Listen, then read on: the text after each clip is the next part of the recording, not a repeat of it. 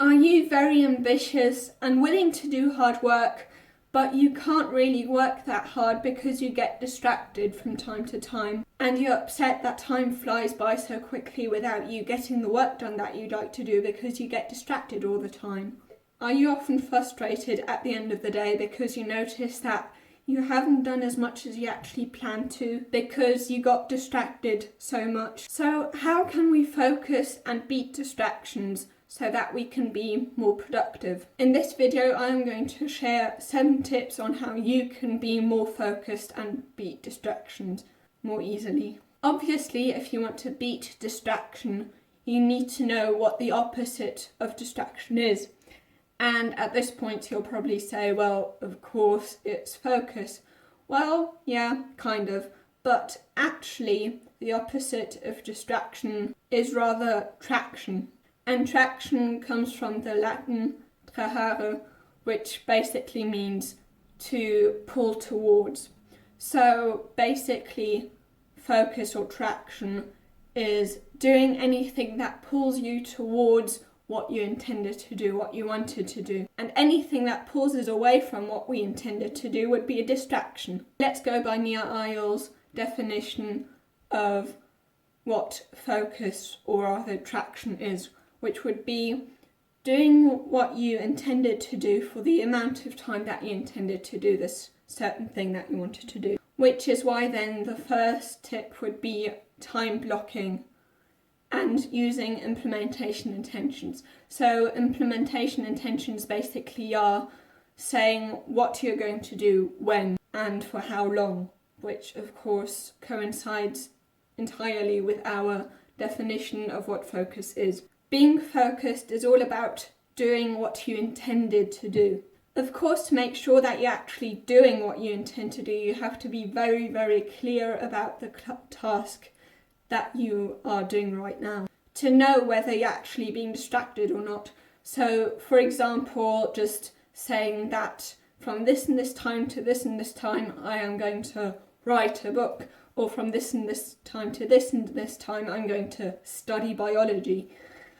That is anything but specific. You can't really see whether you actually did what you wanted to do, because writing a book, it takes maybe 2 or 3 years, and studying for exam definitely takes more than a day. You have to be specific of which part of the book you want to write, or which topic you want to actually study in biology. So if you want to time block, for example, writing your book more effectively, you could go about it this way, like, I'm going to write chapter so-and-so, or I'm going to write so many pages or so many words on this and this topic.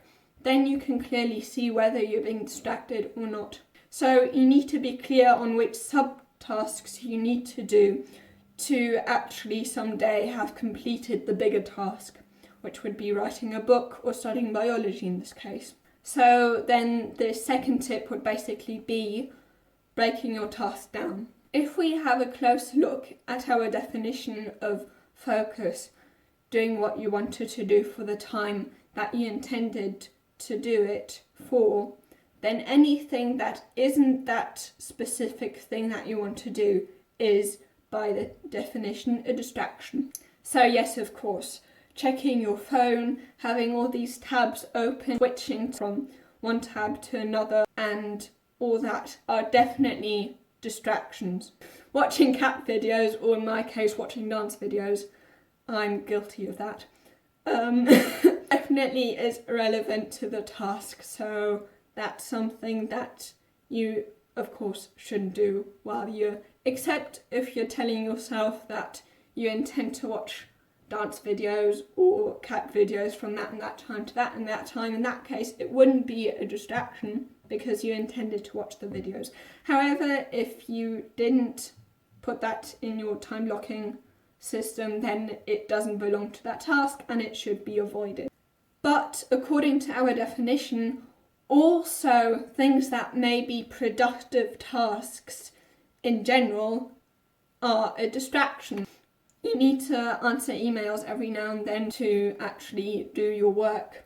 But if you didn't plan to do so, then also that, even though it may be productive, it is a distraction.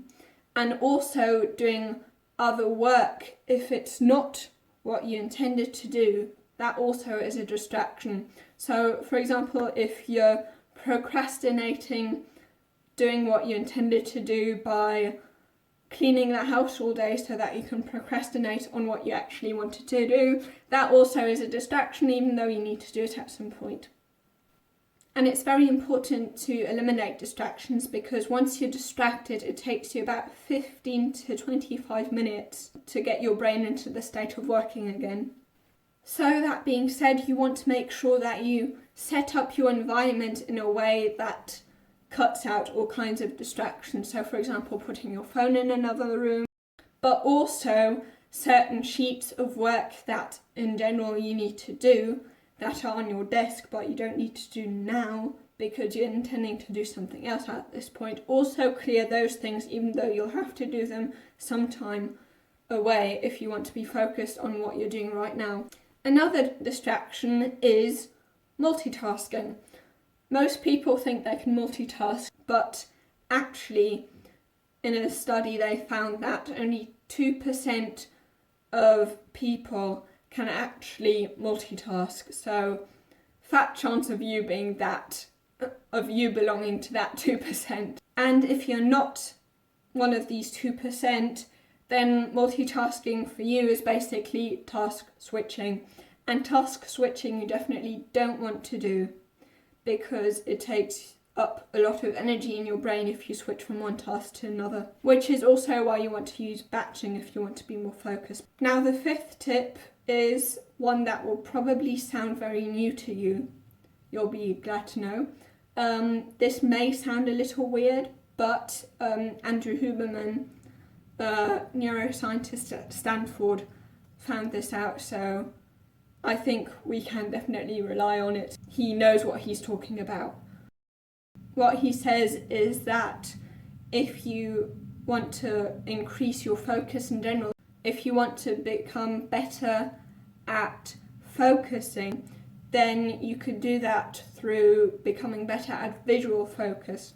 So what that basically is being very focused on one point. So for example, me right now looking at the lens in the camera, that would be some kind of focus state. But if I was looking kind of like this, really nowhere, just gazing around like this, that would be not a focus state. So basically by looking to one specific object for a certain amount of time, Andrew Huberman recommends 120 seconds, so 2 minutes, then that will increase your focus. However, if you don't do that and you just go about your day kind of gazing around like this, then you're not focusing much anymore.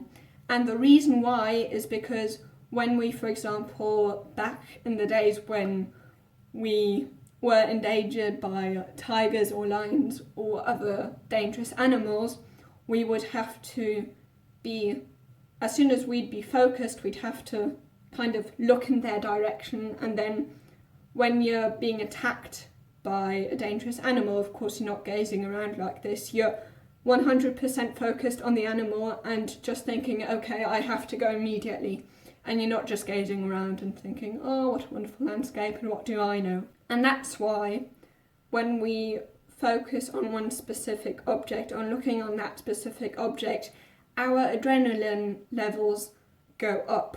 And this is definitely something you want to do, because increased adrenaline levels lead to higher focus. You need a bit of stress to be focused. Of course, you don't want too much stress, and this is all according to Andrew Huberman. Of course, you don't want too much stress because then you basically blank out, but as long as it doesn't go over this threshold, a lot of adrenaline is what you need.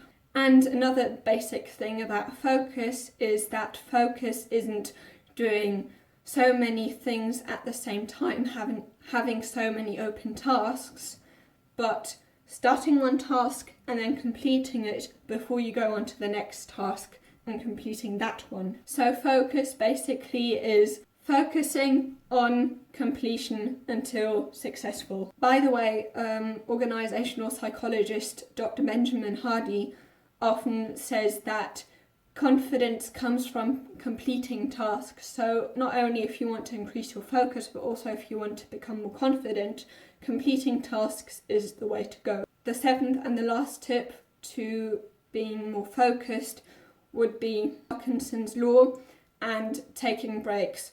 So simply only working for a limited amount of time, because according to Will Durant, if the situation demands it, the ability of the average person can be doubled. And by the way, the biggest study on productivity also shows that you want to take breaks if you want to be productive. And as you can see here, focusing is of course also about not spreading yourself too thin, not doing so much at the same time. So if you want to become better at focusing, then you also have to make sure that you become better at prioritizing. If you want to know how to prioritize more effectively, you can watch this video here.